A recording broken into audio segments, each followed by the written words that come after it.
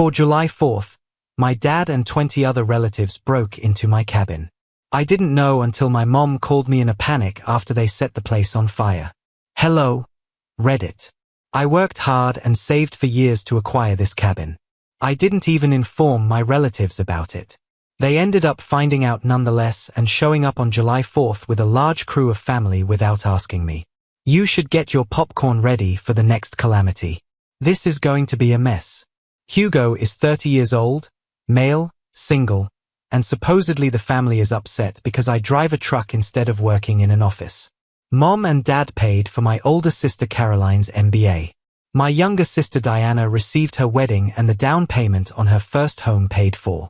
I got a note that stated, "We're proud of you." I did the math once when I earned my CDL.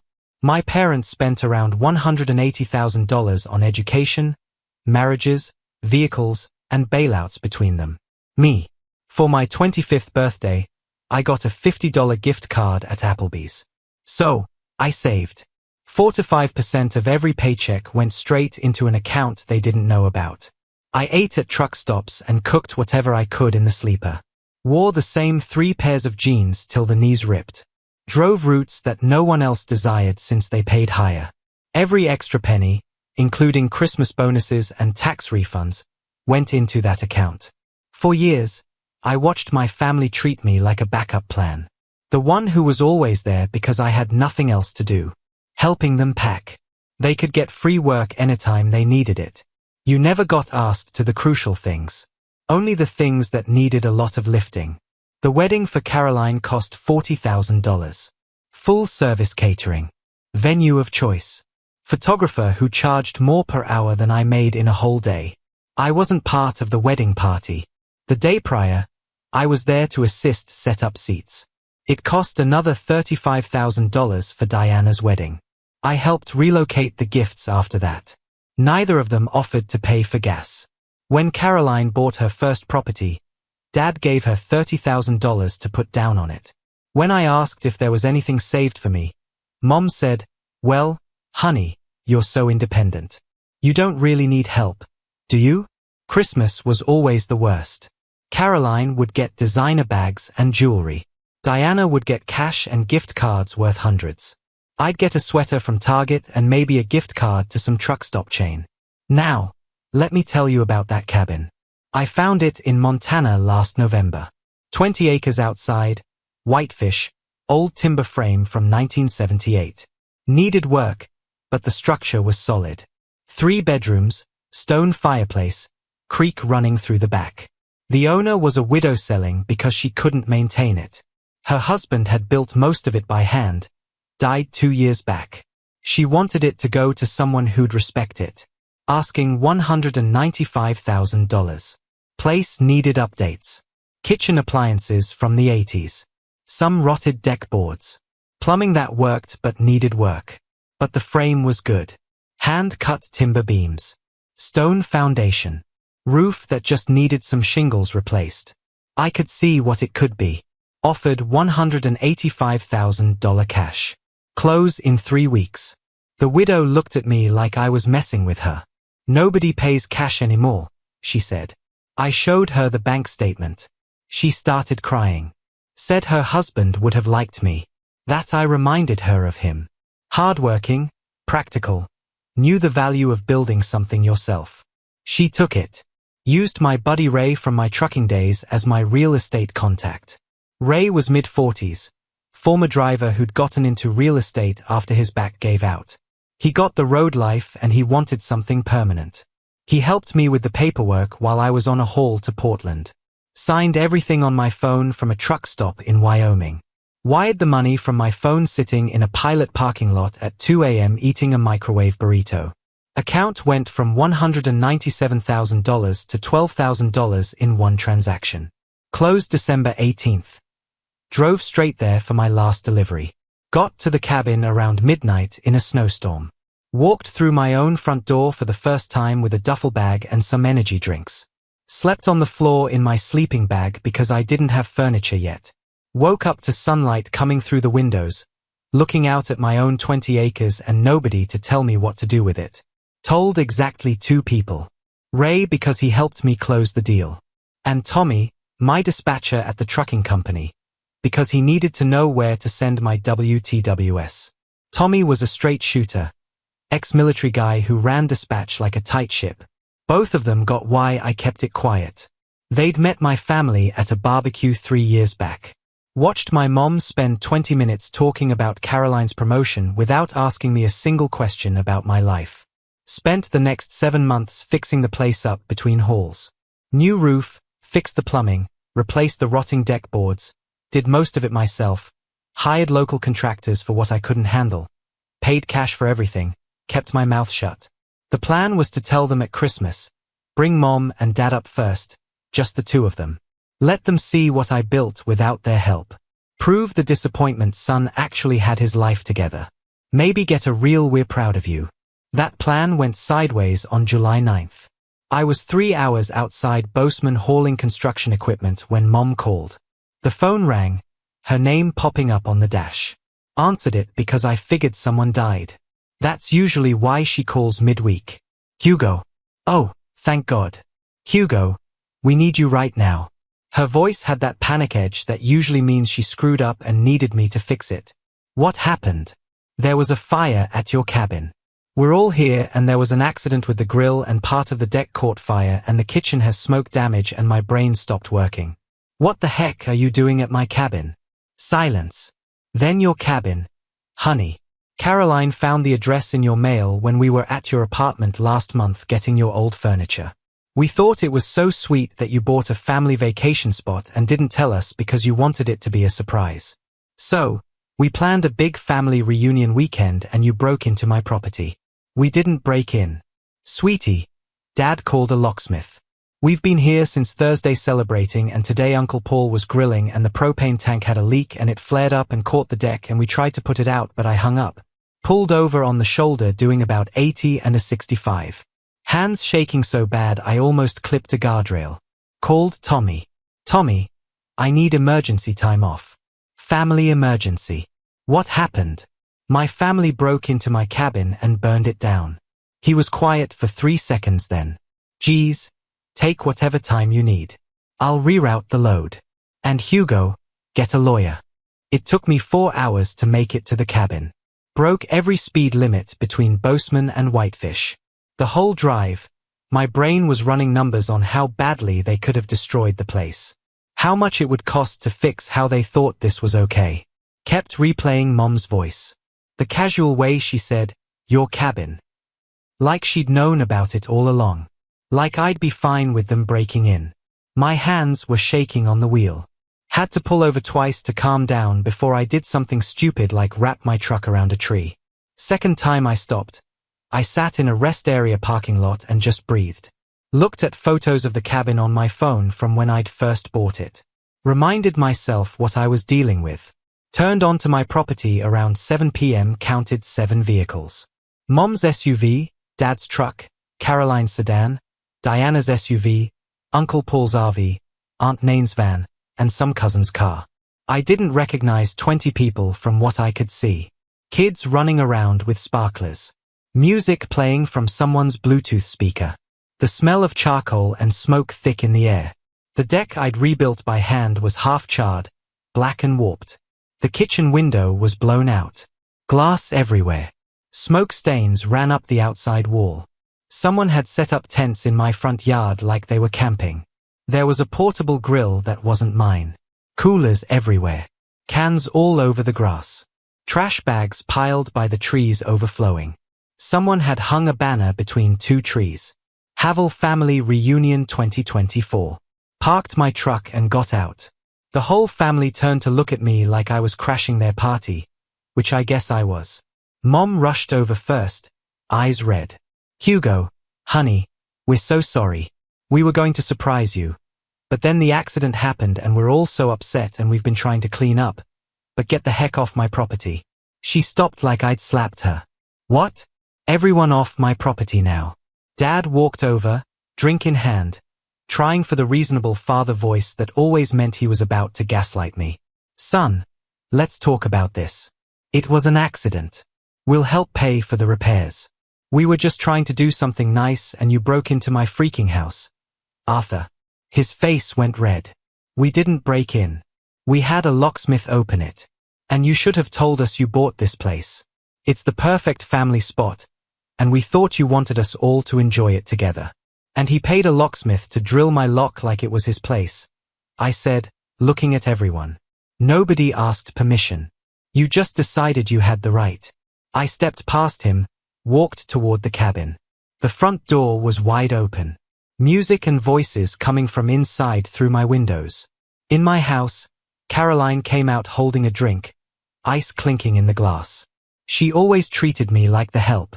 Married to a guy who worked in finance and looked at me like I was beneath him. Hugo, calm down.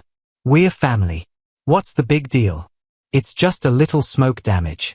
Insurance will cover it. We were actually doing you a favor by breaking the place in and you destroyed my property. Oh, please. It's not destroyed. Stop being dramatic. We've been having an amazing weekend and honestly, we thought you'd be happy we were all enjoying the cabin you bought. Instead, you're being selfish and ruining what's left of our family time. I walked past her into my cabin. The kitchen was trashed. Smoke damage covered the walls and ceiling in black streaks. The cabinets I'd painted by hand. Spent 3 weekends getting the color right. Were charred. Doors hanging crooked. Some burned through. The window above the sink was blown out. Glass everywhere. Fire extinguisher empty on the counter. Foam all over everything. Would need complete replacement. The stove had scorch marks. The refrigerator was unplugged. Door hanging open. Everything inside spoiled. They'd unplugged it to plug in their cooler. Found the cooler on the deck, still full of their drinks. The living room had bottles and cans everywhere. Someone had moved my furniture around. Wet towels on my recliner. Muddy footprints on the $300 rug I'd bought 2 months ago. The bedrooms were worse. Someone's kids had been in my room. Toys everywhere. Juice stains on my bed sheets. My bathroom had their toiletries all over. Wet towels piled on the floor. I was watching the whole thing, trying not to get a heart attack. Then I walked back outside where the entire family was gathered in a defensive cluster, watching me like I was the problem. Diana was on her phone. Uncle Paul was trying to look authoritative. Aunt Nain was crying. The kids were still running around. Everyone needs to leave right now or I'm calling the cops. Diana laughed. That fake laugh.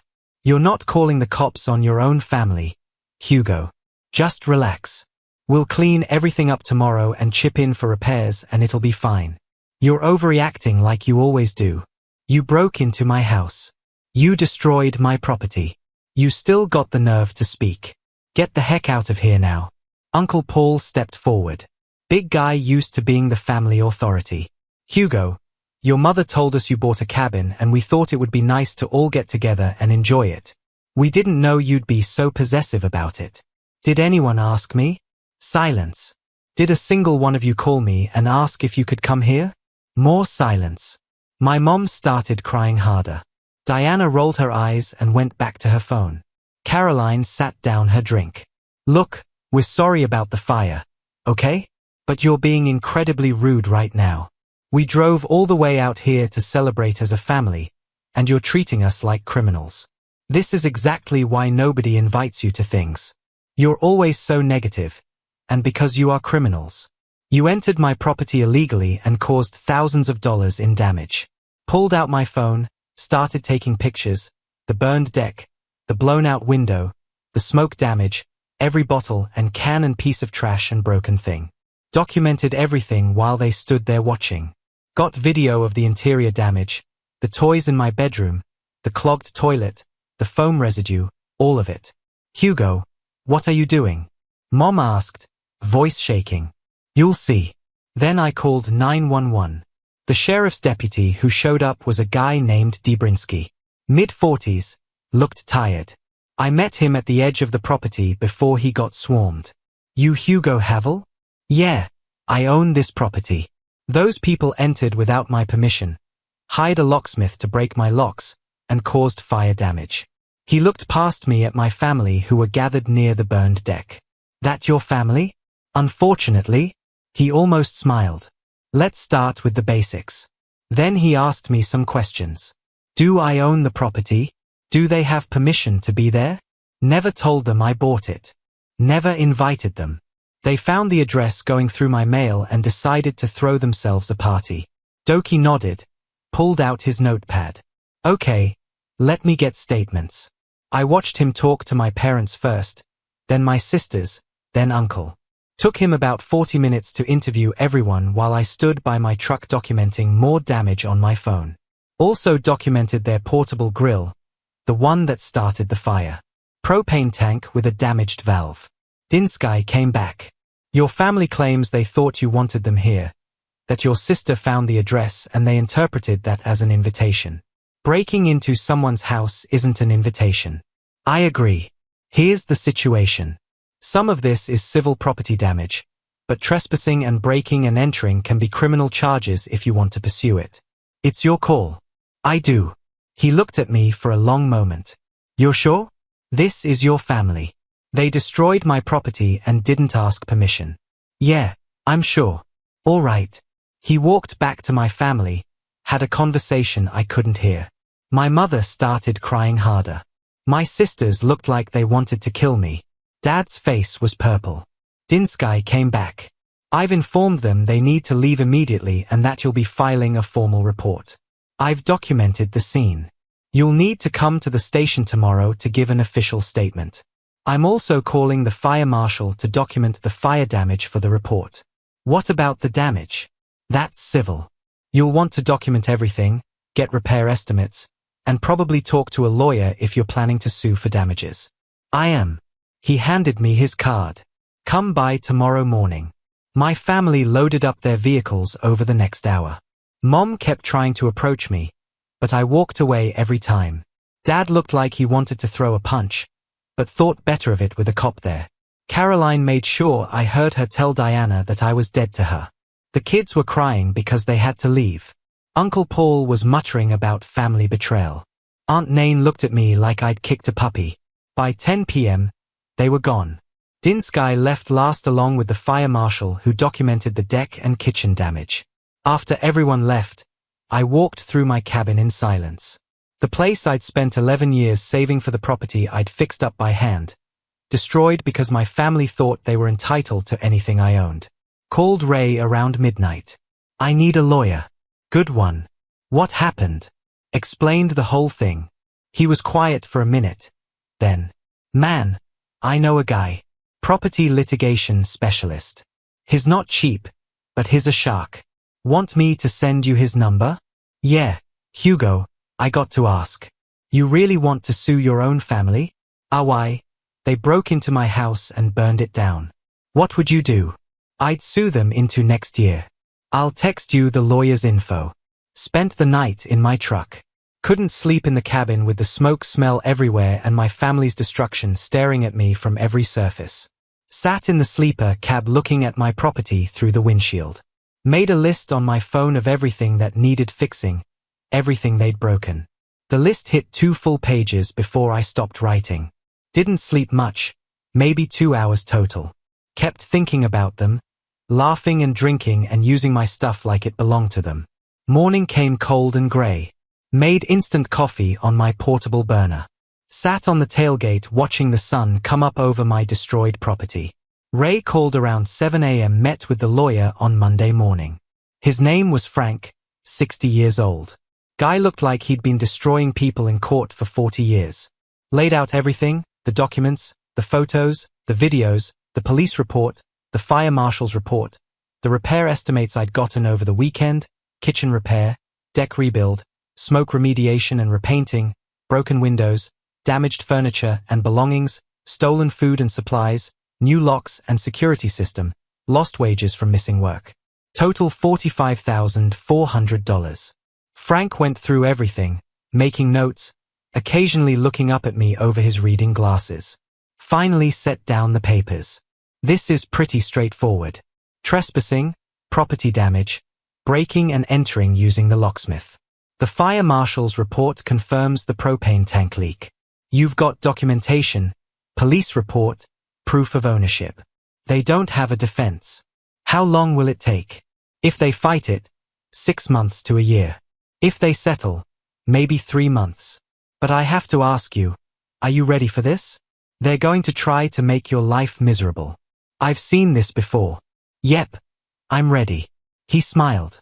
All right, let's burn their world down. The lawsuit hit them on Wednesday. Frank sent certified letters to all 3 defendants, Arthur, Eleanor, and Caroline.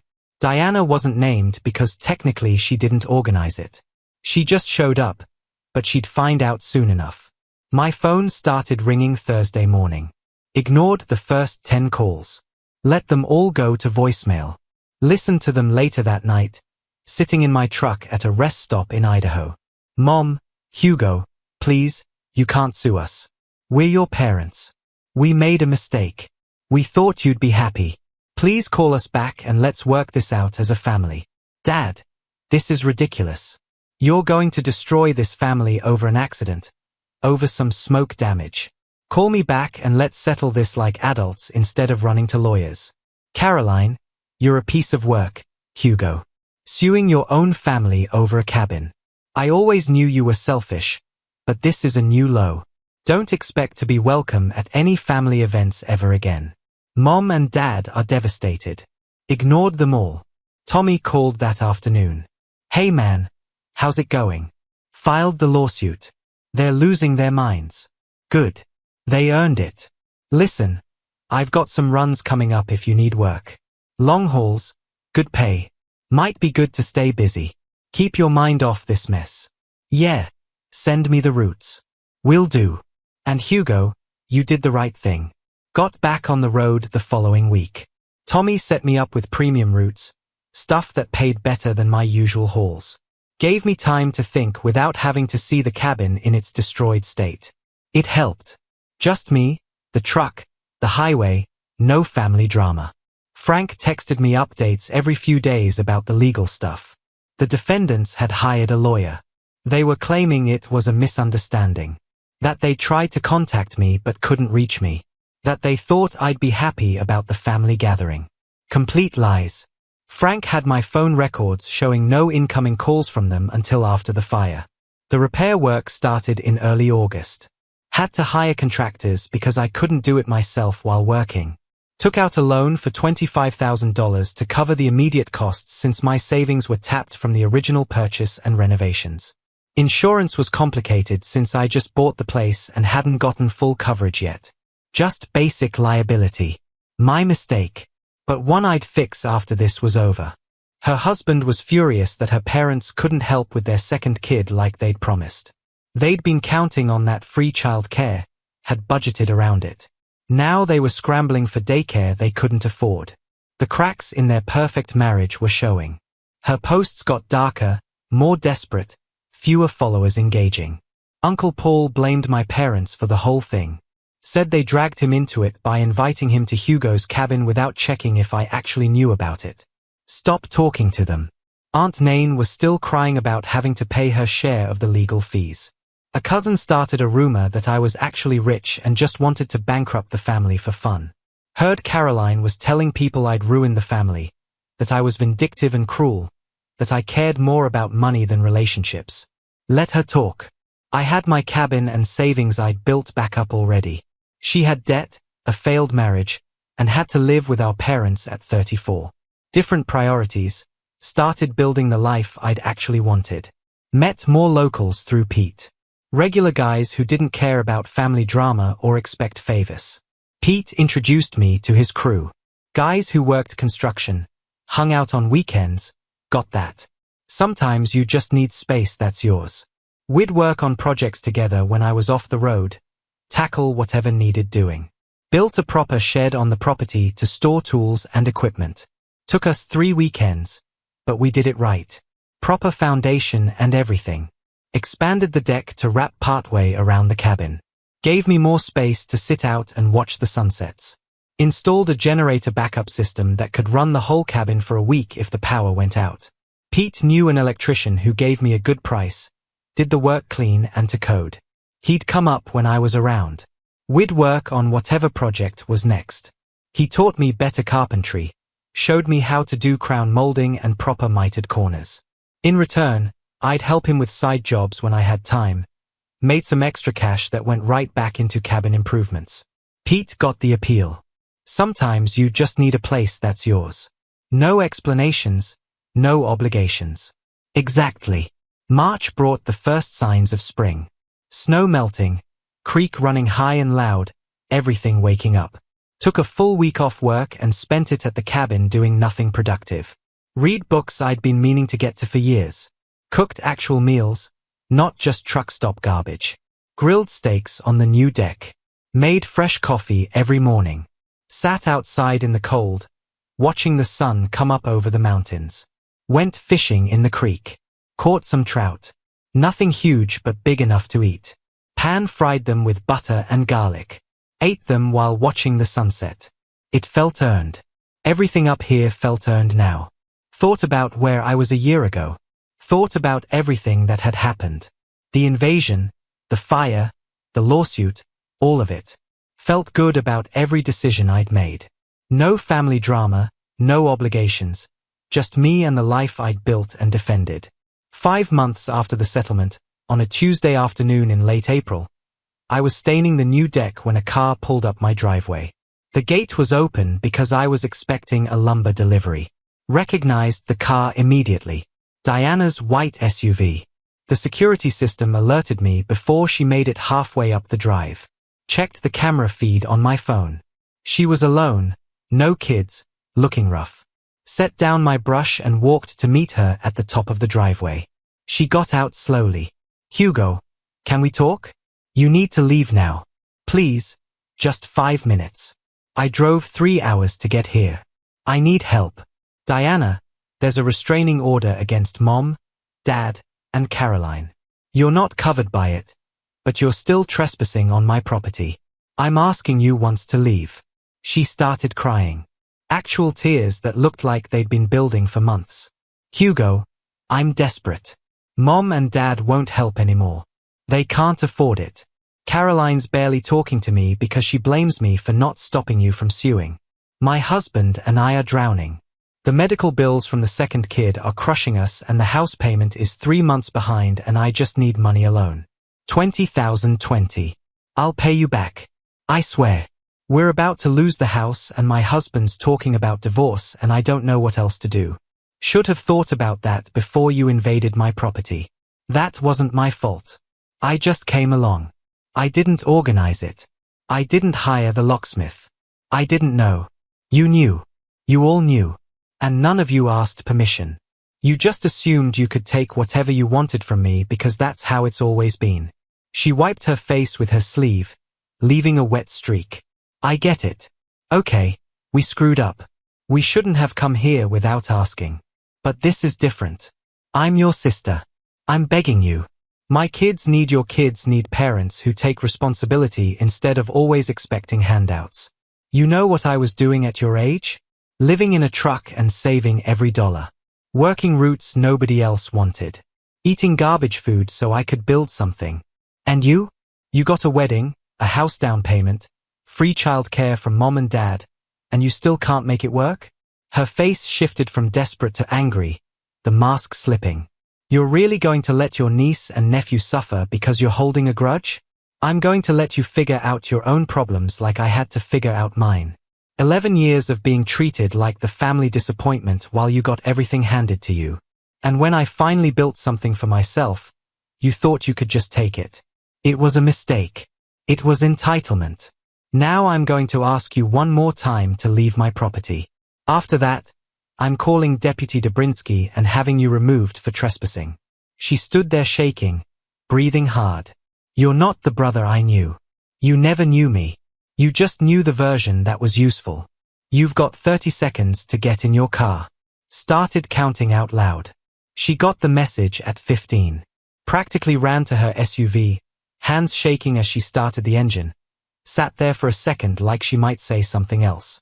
I pulled out my phone, brought up Dinsk's number where she could see it. She peeled out, throwing gravel, tires spinning.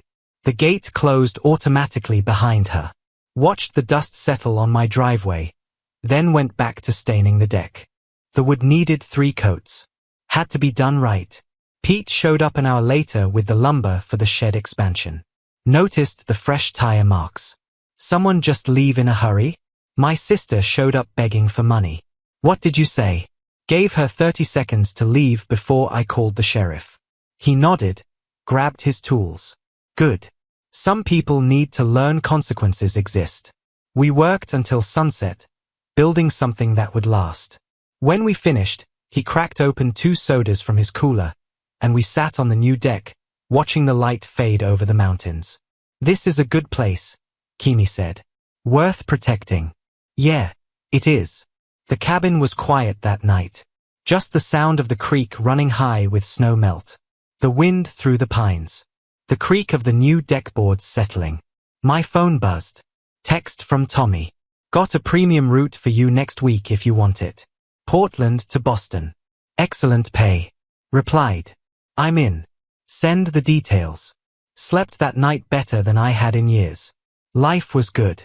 I had my peace. I had my property. And I had the satisfaction of knowing I'd won. That was enough. If you enjoyed this video, please hit that subscribe button. It really helps the channel and help us bring you more and better stories. Every dollar spent on repairs felt like another reason to push the lawsuit harder. My family started their smear campaign almost immediately. Found out through RY that Caroline was telling everyone I'd secretly invited them and then changed my mind and sued to get money out of them. Complete lies, but people believed it because it fit their story better than the truth. Diana was posting on social media constantly, crying selfies with captions about toxic family members who value money over relationships. Long posts about how I was destroying the family over an accident, how I wouldn't even talk to them to work it out. Mom was playing the victim at church. Ray's wife went there, heard the whole thing. Mom crying about how she'd raised an ungrateful child who cared more about property than family. The church ladies were horrified. Started a prayer circle for her. Dad was telling his side at his veterans hall. Got a lot of support there until someone asked why they didn't just ask permission first. That question didn't go over well. He left early. Caroline started a crowdfunding campaign online. Help a family recover from false lawsuit. Raised about $800 before someone reported it and it got taken down for being misleading. She blamed me for that, too. Didn't respond to any of it. Frank's advice: let them talk. Every word they say publicly is potential evidence of harassment. Document it all, but don't engage. Makes them look worse when we get to court. September came with depositions. Had to sit in Frank's office while the defense lawyer, some guy named Miles, who looked fresh out of law school, asked me questions on record. Did I have a good relationship with my parents? Had there been previous disputes? Why didn't I tell them about the cabin? Wasn't I being vindictive? Answered everything. No, I didn't have a good relationship with them.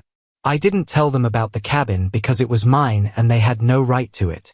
They entered without permission, hired a locksmith to break my locks, and caused $45,000 in damage. I wanted full compensation plus legal fees. The defense lawyer tried to paint me as vindictive and money-hungry. Asked if I was holding a grudge about my sisters getting financial help.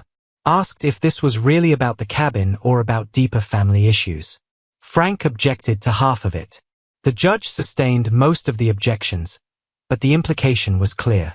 They were going to make me the bad guy who destroyed the family over property damage. My parents had to give depositions, too. Found out later from Frank that it went bad for them. Arthur admitted they never asked my permission. Eleanor admitted they found the address by going through my mail without asking.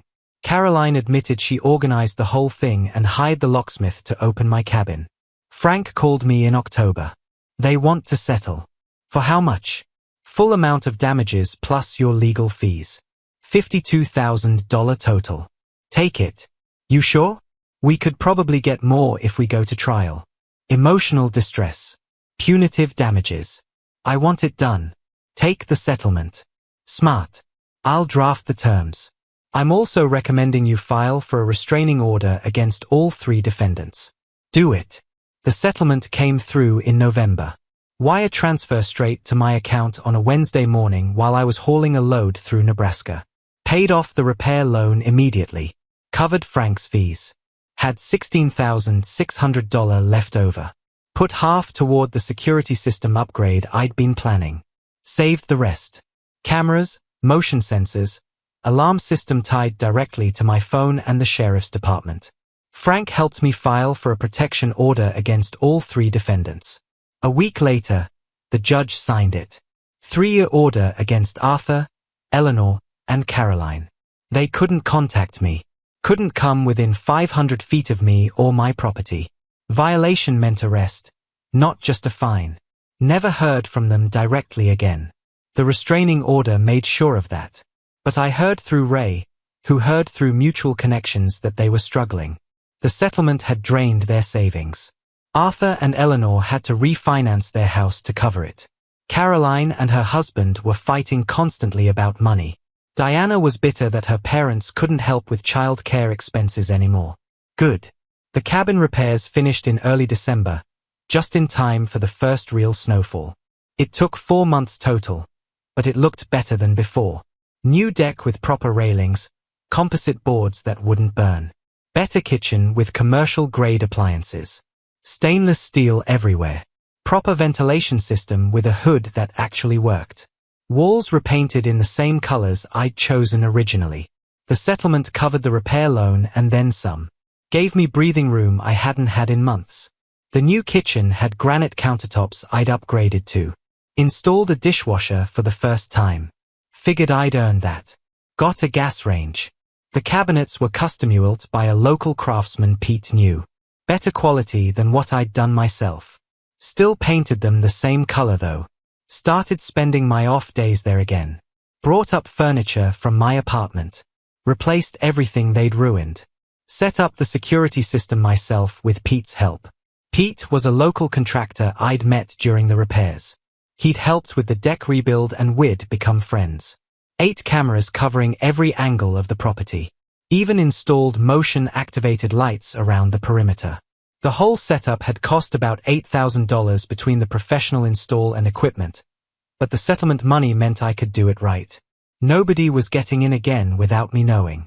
Tommy came up just before Christmas, helped me move the last of the big stuff. Couch, bed frame, new refrigerator. We stood on the deck in the cold, grabbing some drinks, looking at the property covered in fresh snow. Can't believe they tried to take this from you, he said. Tried and failed. Heard through the grapevine. Your old man had to pick up side work to cover the settlement. Good. Let him work for once instead of just writing checks for my sisters. Ray came up for New Year's. We built a fire in the outdoor fire pit I'd made away from the cabin. Had some drinks. He raised his can to owning your own peace. I'll drink to that. Found out through connections that my family's fallout was ongoing and getting worse. Arthur and Eleanor had to refinance their house at a terrible rate because their savings were wiped out from the settlement.